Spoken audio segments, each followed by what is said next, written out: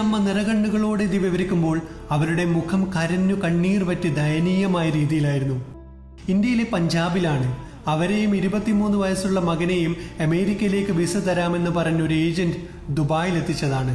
3 മാസം ഇവിടെ താമസിച്ചാൽ അമേരിക്കൻ വിസ തരാമെന്നായിരുന്നു പറഞ്ഞത്. അവർ നാട്ടിൽ നിന്നും തന്നെ 20 ലക്ഷത്തിന് മുകളിൽ അവന് കൊടുത്തു. അവസാനം ഇവർ ദുബായിലെത്തി. ഇവിടെ വന്നപ്പോഴും പറ്റിക്കൽ തുടർന്നു. ഷാർജയിലെ റൂമിന് പോലും 2 ഇരട്ടി പൈസയായിരുന്നു അവരെ വാങ്ങിച്ചത്. പിന്നീട് അവരെയുമായി ദുബായിൽ വന്നപ്പോഴും അത് തുടർന്നു. എന്തിനേറെ കഴിക്കുന്ന ഭക്ഷണത്തിൽ പോലും തട്ടിപ്പ്. പിന്നീടാണ് ഈ അമ്മക്കും മകനും തട്ടിപ്പിന്റെ കഥ മനസ്സിലാവുന്നത്. അതിനുശേഷം കഴിഞ്ഞ ദിവസം ബർദുബായിലെ ഒരു ഹോട്ടലിൽ 23 വയസ്സുകാരൻ പയ്യൻ കാർഡിയാക് അറസ്റ്റ് വന്ന് മരണപ്പെടുകയായിരുന്നു. മകന്റെ സ്വപ്നത്തിന്റെ പിറകെ നടന്ന അവസാനം മകനും സ്വപ്നവും നഷ്ടപ്പെട്ട വേദനയിൽ ആ അമ്മ ദുബായിലെ ഹോട്ടലിൽ എല്ലാം നഷ്ടപ്പെട്ട് കഴിയുകയാണ്.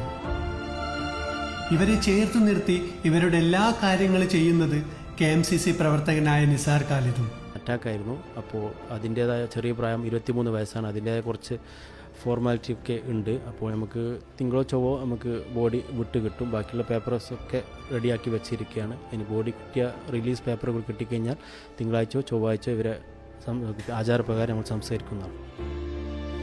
എന്തിന് പറ്റിക്കാൻ നിന്നുകൊടുത്തു എന്ന് തുടങ്ങുന്ന പല കമന്റുകളും നമുക്ക് തോന്നും. പക്ഷെ ഒരിക്കലും ഒന്നും നമ്മുടെ ചുറ്റുപാടും സാഹചര്യവുമായി ചേർന്ന് ആലോചിക്കരുത്. ഓരോരുത്തരും തികച്ചും വ്യത്യസ്തമായ അന്തരീക്ഷത്തിൽ നിന്നുള്ളവരായിരിക്കും. വിശ്വാസവഞ്ചന അതെന്തിൻ്റെ പേരിലാണെങ്കിലും അത് തകർക്കുന്നത് ഒരു ജീവിതത്തെ ആയിരിക്കില്ല, ഒരുപാട് ജീവിതങ്ങളെ ആയിരിക്കും. മരണപ്പെട്ട ആ മകന് നിത്യശാന്തി നേരുന്നു. കൂടെ ചേർത്ത് നിർത്തിയ KMCCക്ക് ബിഗ് സല്യൂട്ടും.